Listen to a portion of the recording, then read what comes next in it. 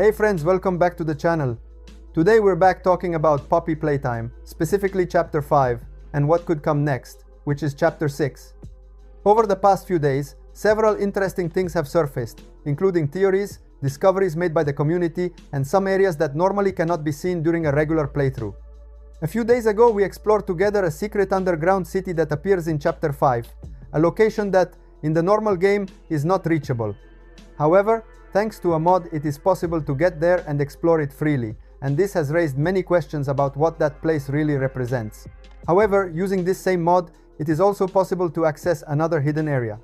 An area that at first glance might seem like an unfinished or scrapped environment, but which could actually have a much more important meaning.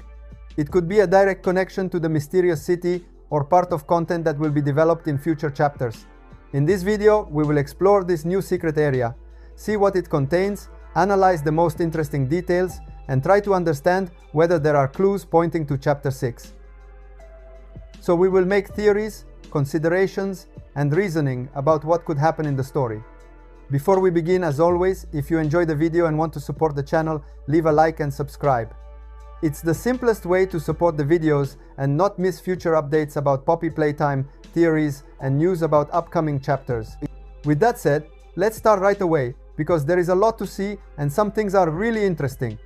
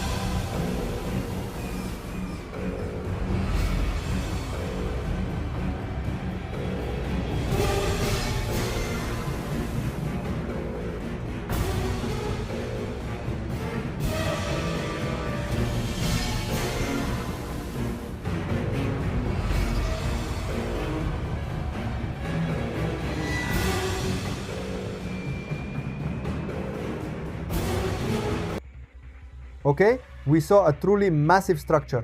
We're talking about a system where large containers are transported via a cable car, and that detail alone already tells us this is something important. Looking closer, we can notice that this cable car is not directly connected to the underground city, but it reaches an area very close to it. It's not a direct connection, but it's still a clear way to get closer to that zone. And in games, especially in Poppy Playtime, these indirect connections often have a precise meaning. The presence of the cable car suggests that there is a continuous exchange between the two areas. It could be a system used to move materials from the city to the outside, but also to send supplies into the city itself. So not just outgoing transport, but incoming as well. This opens up several possibilities and theories. If the underground city is an operational place, isolated or hidden, it would make sense to have a separate transport system, maybe less visible, to manage large quantities of material without using main routes. And the cable car seems perfect for that purpose. Another important detail is the size of the containers. We're not talking about small crates or occasional transport. These are very large containers, and this suggests that whatever is being moved exists in high quantities. Whatever it is, it doesn't seem rare or unique, but something that is produced, collected, or transferred constantly. The problem is that we don't know what's inside. There are no clear labels, no direct clues, and the game doesn't show the contents. But this lack of information actually makes the detail even more interesting. When something is shown so clearly without explanation, it often means it will matter later. The fact that these containers come from the city side suggests that there may be production, storage, or something that requires large-scale transport. And this connects perfectly with the theories about the real function of the underground city. The cable car might not just be a visual element, but could be another evidence that the city is active, that something is being moved, and that there is a precise logistics system behind that place. If we analyze the cable car structure carefully, there is a detail that might seem small, but is actually very interesting.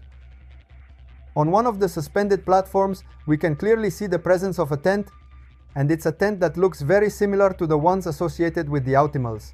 The shape, the way it is placed, and the fact that it is located in an isolated area immediately make you think about that type of presence. But at the same time, we cannot say with certainty that it was created by them.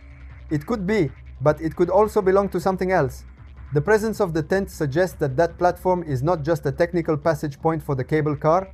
It looks more like an occupied space, a place where someone stays, lives, or observes what is happening in the structure. If there is a tent, it means there could be a mascot connected to this structure. It could be an Autimals, maybe one we have not seen directly yet, or it could be a completely new mascot that will be introduced later in the story. Another element to consider is the height of the platform. It is not on the ground, it is not easily reachable. This leads to a question: how can a mascot live there? If a mascot is located permanently on that platform, then it might have special abilities. The most immediate possibility is that it can fly. Otherwise, there would be the risk of being stuck on a suspended platform, which would hardly make sense from a narrative perspective. Thank you so much for watching the video until the end. If you enjoy these theory, analysis, and news videos about Poppy Playtime, leave a like and subscribe to the channel so you don't miss the next videos. I'll see you in the next video. Bye bye!